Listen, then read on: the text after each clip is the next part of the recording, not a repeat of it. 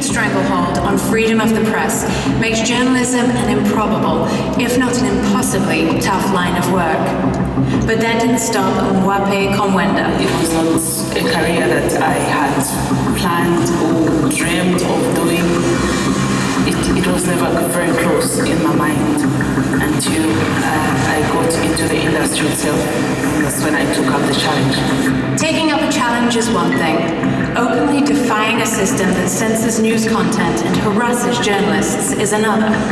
Her determination has exposed her to harrowing truths, some almost too unbearable to stand. The most stressful and dangerous moment I have ever come to experience in my journalism career was when I witnessed the ruthless killing with live ammunition of two innocent Zambians merely on a land dispute, on a land that belongs to the state. Seeing an innocent person being killed in cold blood made me feel as though I too would also die in the same manner as those two men were killed. However, the moment when her life would become directly tied to her reporting came in February 2013. After two inmates escaped Mwape maximum security prison, tear gas was fired into the building, killing 20 inmates. After hearing about the incident, Mwape decided to go undercover for more details. I entered the maximum prison, the most secure prison in the country, and it was after I consistently did reports on those particular killings that those in authority did admit that inmates had died in that maximum prison. And she was just getting started. Later in the year, she exposed the misuse of public funds and illegal land grabs by the ruling parties. Leaders in Zambia took notice, and Mwape was called a traitor, threatened by public officials. Still, she doesn't see her work as a battle against her government, but as a chance to improve it. Well, journalism in my country plays a very pivotal role in steering development in the country. We narrow the information gap between the community as well as those in authority. And Mwape has no intention of stopping anytime soon. Amidst threats, amidst harassment and intimidation, I still move on because I believe that my work is centered on nothing but the truth. So for me, as long as the story borders on the truth and the public interest, the public good, I will continue doing the story. The iwmf presents the 2015 Courage in Journalism Award to Mwape Kumwenda.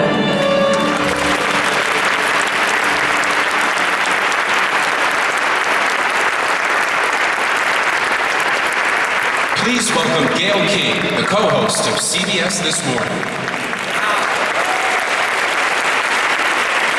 When I first got here, guys, the first person I wanted to meet was Mwape because I wanted to get a sense of her.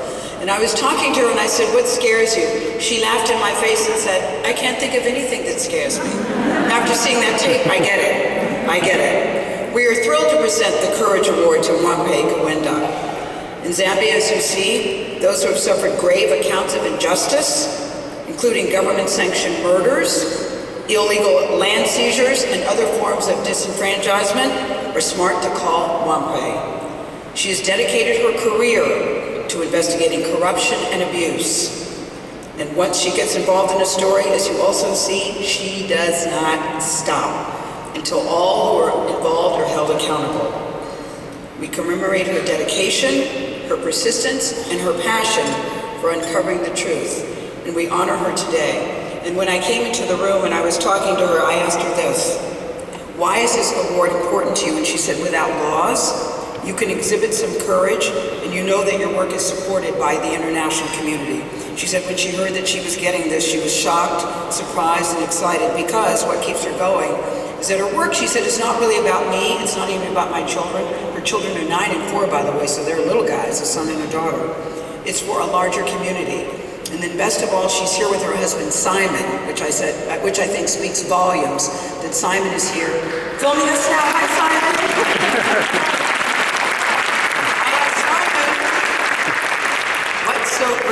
about your wife? And he said, it's a big achievement for the family. She's a good woman. Very good. That's a very bad accent. Very good woman. Even though her work is quite demanding, she has my support 100%. So may I introduce to you a good woman, a very good woman, Kumwenda.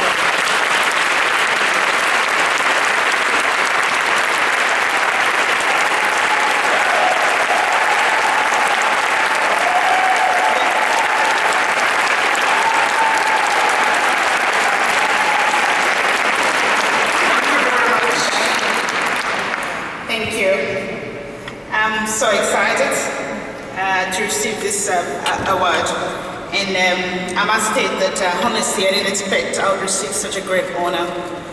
I must state that being courageous in journalism in my country, Zambia, is a challenge. The law is not on our side, and many reporters are harassed, intimidated, and attacked by those that perceive them enemies. For many years, journalists in Zambia have been fighting to get the freedom of information and access to information laws in place.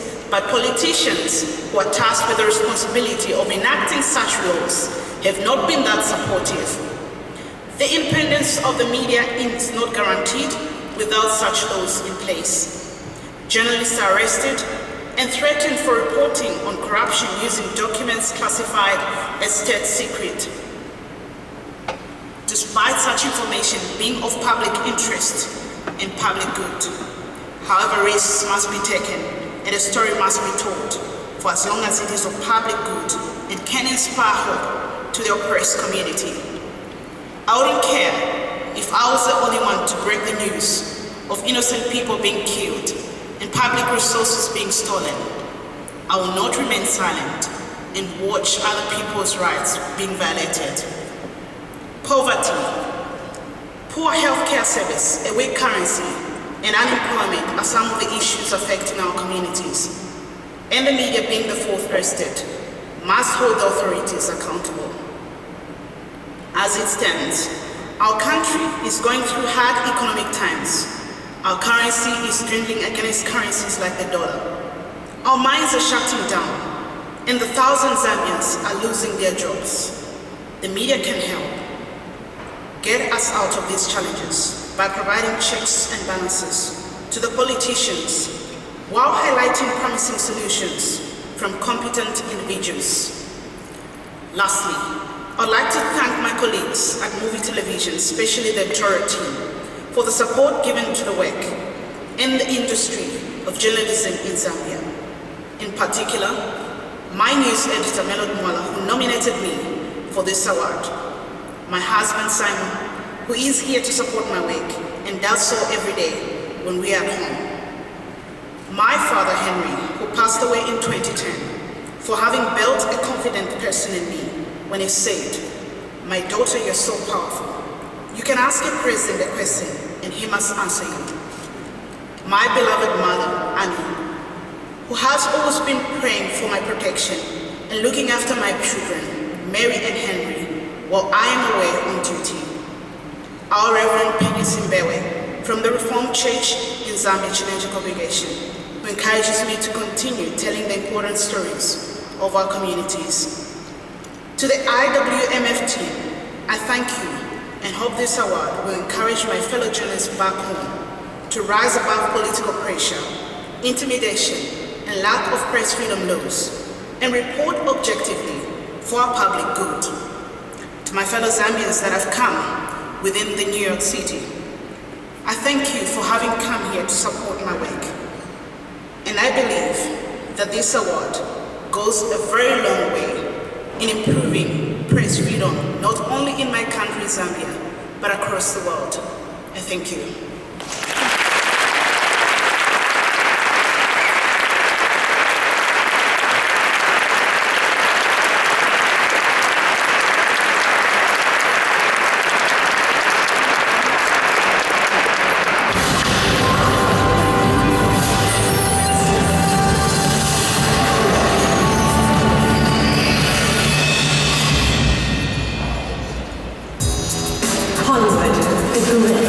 The glamour and the setting for some of the most sensational trials in US history. For over 50 years, veteran AP reporter Linda Deutsch has had a front row seat, describing these dramatic courtroom scenes. Iconic moments that reflect our culture, our sense of fairness, and the way justice is served in this country. I was one of the few reporters who would come to a trial and stay for the whole thing. If there was a big trial, I was going to be there. Early on, she knew she wanted to be a writer. She had her heart set on being a poet before being steered toward a more sensible route, one that came with a steady paycheck. I did not think about whether it was a man's or woman's profession. My father had said to me, you know, you can do anything you want in this life. Just pick what you want to do. Working in very much a man's world, Linda became the only woman writing for the AP out of its Los Angeles bureau in the late 1960s. There was a lot of discrimination. Women had to fight to be covering news, and I had to prove myself, probably more than the guys did. She assumed she'd end up on the entertainment beat, having started one of the first Elvis Presley fan clubs when she was 12. But fate would have very different plans for her. The first big story I did was the killing of Robert Kennedy. I started with a big one. I would not realize until later that this event had changed history. It's only later when you step back and you look at it that you think, oh my God, I was covering things of historical significance that were changing the face of America. From Charles Manson to Patty Hearst and Angela Davis to Rodney King to O.J. Simpson. I knew that this was probably one of the biggest stories in history, and I was ready for it. I was in the courtroom sitting right behind O.J. when he was acquitted. I had been approached a few days before by Marcia Clark, the prosecutor, and she had said to me, do you think we even have a chance? And I said, only if you get a hung jury.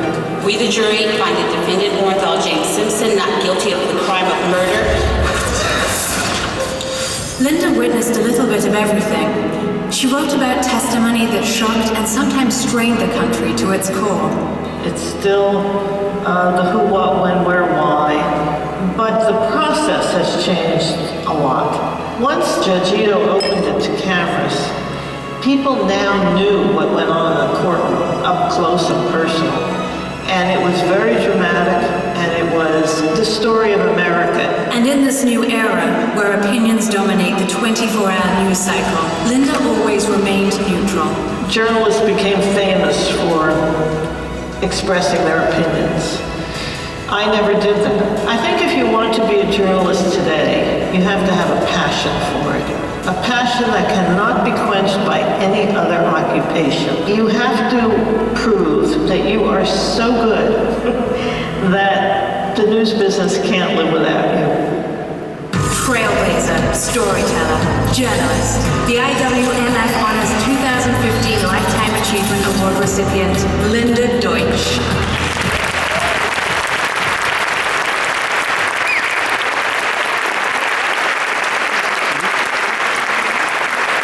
Ladies and gentlemen, please welcome Neil Pearlstein, Chief Content Officer, Time Inc.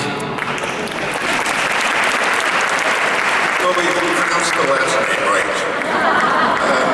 Thank you very much. It's an honor to be here today and to be chairing this event. And my special thanks to my colleagues from Time Inc., so many of whom joined me today at this wonderful ceremony.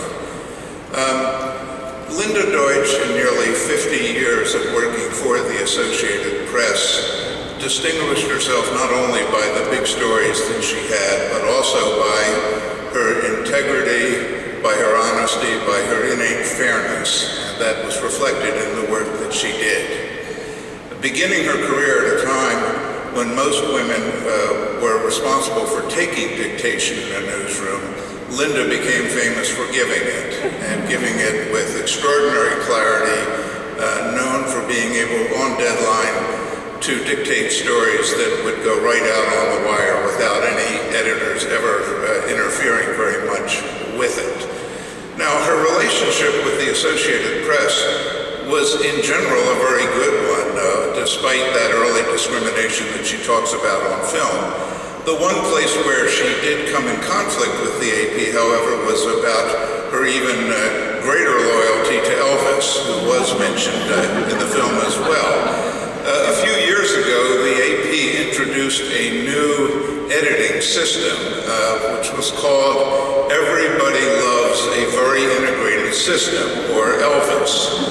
And Linda took great exception to this, thought it was blasphemous, also didn't like the system very much, but nonetheless continued her career at AP.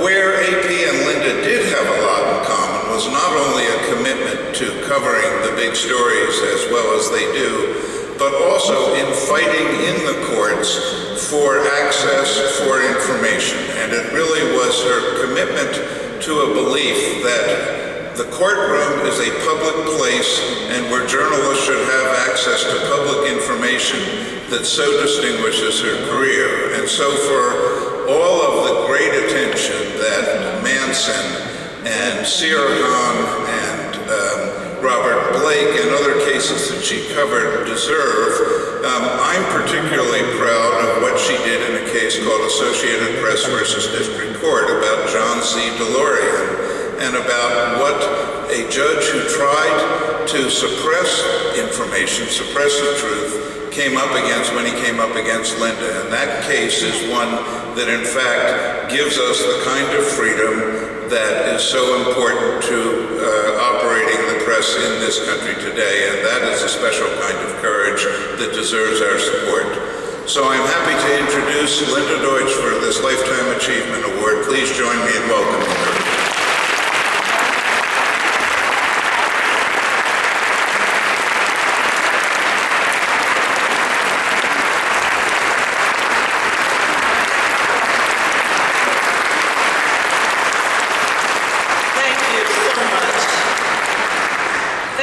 To my AP family, which is here, and thank you to Norm Pearlstein, who has gotten as many more Lifetime Achievement Awards than I can ever aspire to. He is truly a giant of journalism.